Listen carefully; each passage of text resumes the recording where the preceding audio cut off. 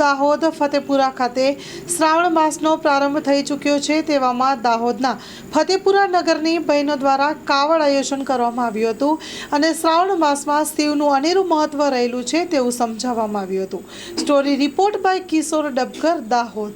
મહાદેવ મંદિરે ભેગા થયા ને અમારા દરજી મિલિનભાઈ એવા લાલાભાઈ જે ભેગા થઈને આ કાર્યની શરૂઆત કરી છે એ જે એમને જે ભોલાનાથે સદબુદ્ધિ આપી એના માટે હું ભોલાનાથને ખૂબ ખૂબ આભારી છું ને આવા કાર્યો અમારા ફતેપુરામાં થતા રહે। હર હર મહાદેવ।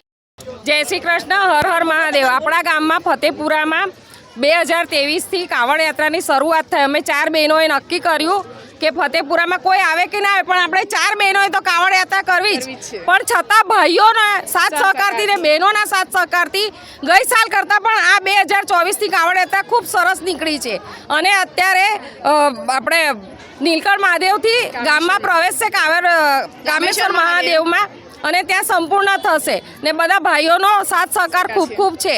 તો એમને મારી વિનંતી છે કે દર વર્ષે આવો સાથ સહકાર આપજો અને બહેનોને વિનંતી કે વહેલા આવો અને વહેલી કાવડ યાત્રા થાય।